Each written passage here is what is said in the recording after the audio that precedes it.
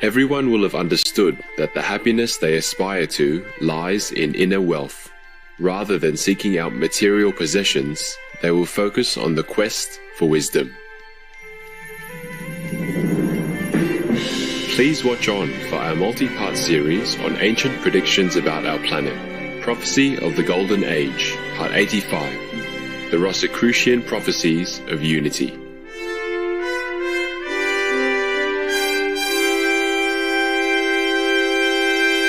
I'm Thomas, the alchemist.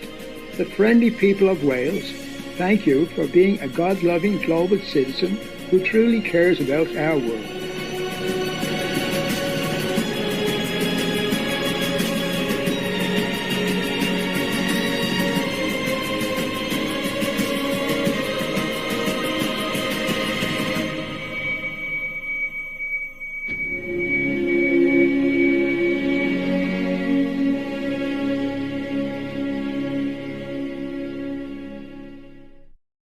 Throughout the history of mankind, the divine messages are often shrouded in mystery. Prophets, messiahs, or whichever names you call them, are often persecuted and oppressed, their words obscured. But how do we distinguish the true from the false?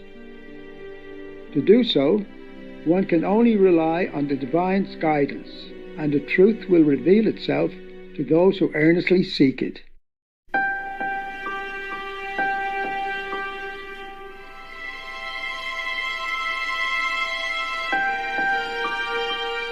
The prophecies of the Rosicrucian order tell us about major changes that we could look forward to as humanity evolves to a higher consciousness. As we continue to explore these predictions, we'll refer to some foresight remarks that Supreme Master Ching Hai has made on the same topics, as she illuminates the wise way for us to proceed to a better future. A common language. From one country to another, all humans will come to speak the same language. It will not be one that exists today, like Esperanto. The future universal language will be a human creation and will express the desire for unity that will prevail between nations and individuals. Recognizing the importance of communication in world affairs, Supreme Master Ching Hai has been an advocate of a universal language. Thus, she has for years encouraged our Multicultural Association members to learn English, as it had become the world's most global language to date, used in political negotiations, business and science, etc. I wish that in the whole world we speak only one language, more convenient. I wrote a letter to the EU Parliament President. I said, in my humble opinion, it would have been much better if at least all the EU member nations learn one language, apart from their native language. Can you imagine if all the member nations speak just one language, easy to understand each other and quicker decision? We could preserve our culture and learn one extra language. We need it anyway. I wrote in my letter, we can vote openly to choose one language. So that's why I encourage all of you to study English, even though it's not voted as an official language in EU or any other union, but it's easier and it's more or less very universal. So we don't vote, we just learn English. How about that? Actually, language is not all that necessary. Love is the most necessary. But the thing is, if we could express love and opinions and our beauty through a universal language, it would be more peace, more harmony, and more love among mankind. Global citizenship. As a result of ethnic, racial, and cultural mixing and international exchange, collective consciousness will eventually replace individual consciousness. Henceforth, human beings will truly begin to think and behave like global citizens. 我们不是台湾共鸣，我们不是英国共鸣，我们没有什么人的共鸣，我们是世界的共鸣。We should think in terms of a broader sense of universal brotherhood and not thinking in terms of our family, our country, our religions, our group, our continent even. It's time that people have to think in at least in the world, in the whole world sense, not in terms of country and border and tiny little corner of the globe anymore. Okay?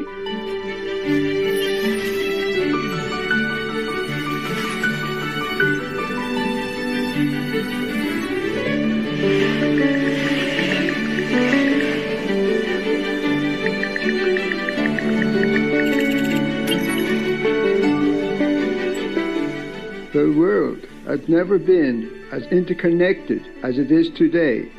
As a well-travelled world citizen herself, Supreme Master Ching Hai has always taught us in our association and beyond to celebrate the diverse cultures and values of each people. This is notably reflected on Supreme Master Television. Master has also long been promoting open borders as the key to lasting peace and prosperity. Any smart country would take in migrants and give them citizenship and all that, so their children can also have a good education and then contribute to the country. It's the same like every citizen, like native citizens. And then after a while they marry the native, etc., and then become half native and then full native. Well, who cares? The whole world is the global village anyway. The whole world is a home. There are different rooms, the German room, the England room, the Japanese rooms. Who cares what room? It all belongs to humanity. So if they change rooms and to make it better for that room, then it should be a very, very fortunate thing. Migrants and refugees contribute to prosperity in various countries. Since first arriving to Bendigo in Victoria, Australia in 2007, the Karen refugees from Myanmar have helped contribute $47.5 million to the town's economy and enhanced multiculturalism in the region. In Australia, the median employee income of average migrant taxpayers during the fiscal year of 2016 to 2017 was more than $34,000, while skilled migrants had a median income of over $40,000. Both numbers are higher than the median income for all Australians, showing how strongly migrants contribute to the Australian economy.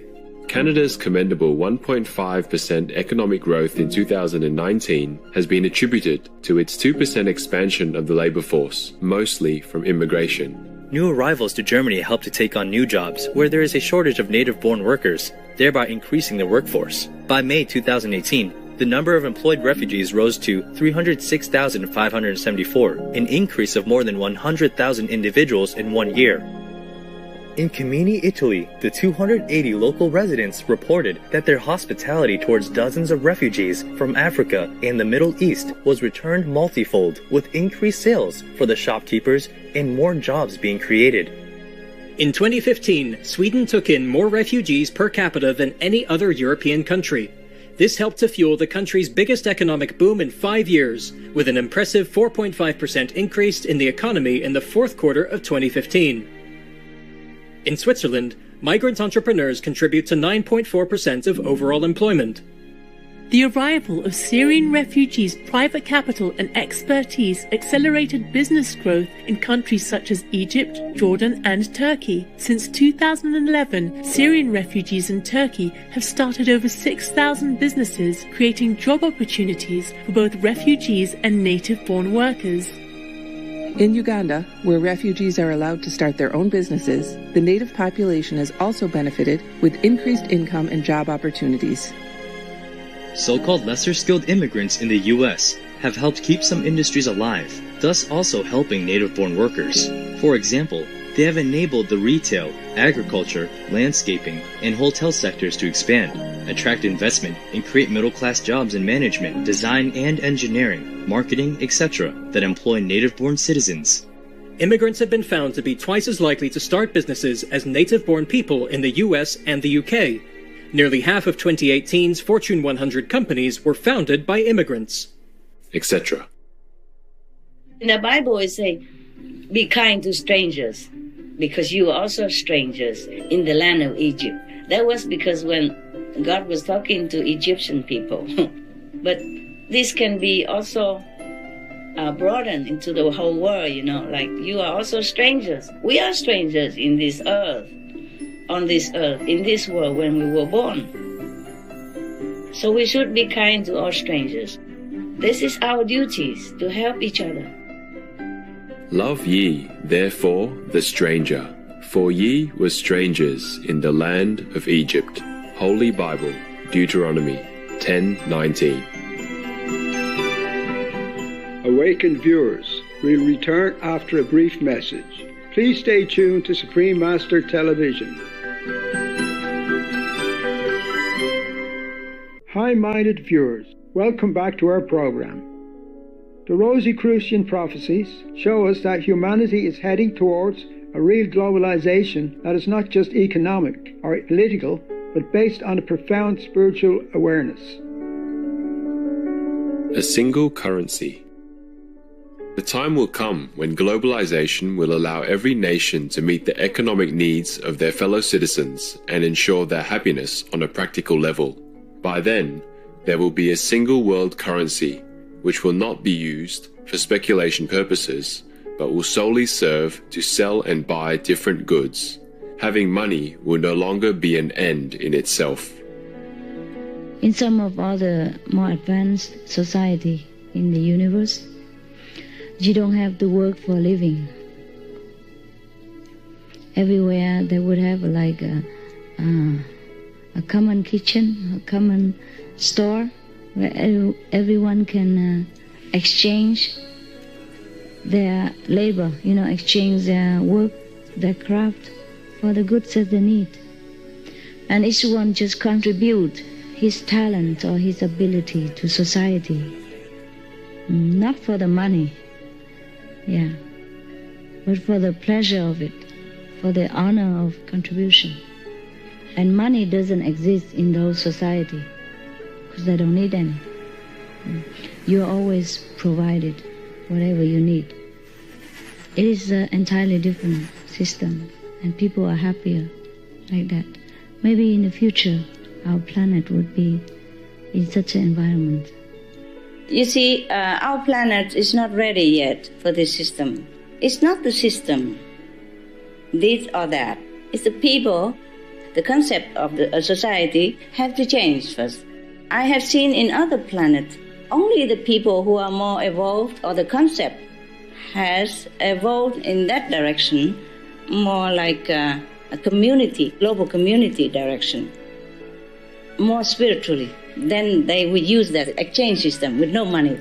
And they are vegetarian, relaxed, happy, and light conscience, yes. So many of these civilizations are much more advanced than we are, even spiritually, even technology, mainly because they have developed morally and spiritually to a higher level than ours.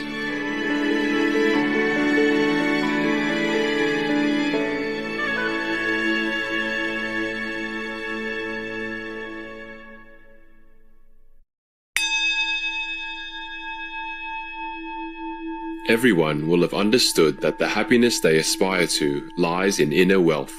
Rather than seeking out material possessions, they will focus on the quest for wisdom. And there is such things, wonderful things, inside the chamber of our soul that no worldly things could equal. And nothing of this world can bring such happiness to us as when we discover our true greatness.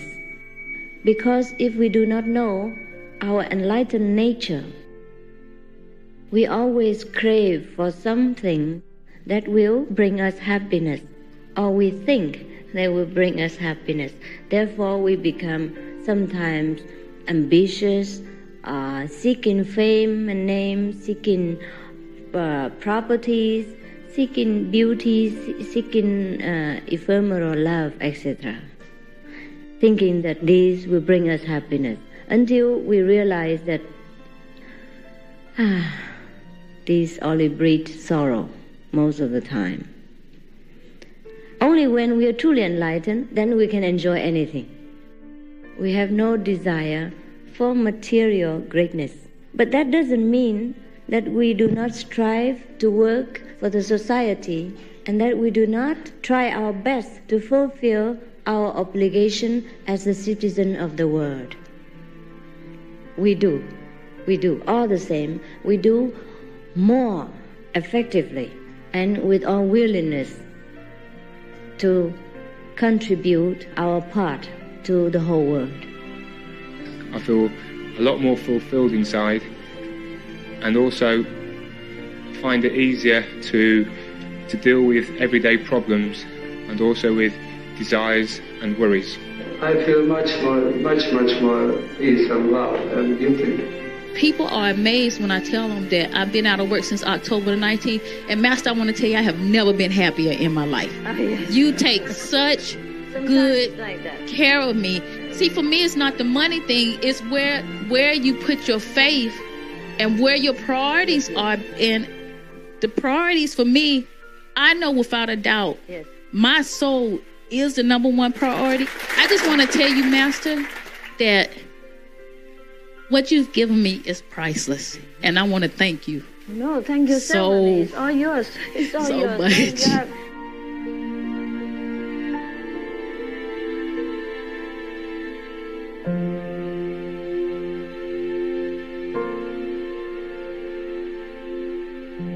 Etc. A universal religion. Religions, which we respect for the best they have to offer believers in order to live their faith, will gradually disappear and give rise to a universal religion that will teach the esoteric principles that are known today by too few initiates. Throughout history, the universal religion, which is the way of God realization, has been taught only to a modest number of spiritual practitioners at a time. However, this is now changing as Supreme Master Ching Hai has been offering initiation into the universal Kuan Yin method with an unprecedented openness. And for this, our world is the most fortunate and blessed. I was initiated by a master by the name of Swami Sant Seviji back in the early 2000s. He's passed on now, but he's from the Maharishi Mehi branch of the Sants. And that is a very obscure path. And there's only like about 5 people in the United States that follow this particular branch of Santman. Most of the time on this planet, there has never been such a big and wide and broad teaching like this time. Mostly the teaching just a region or some maybe a couple of hundreds of thousands of disciples, for example, but never the whole world like this.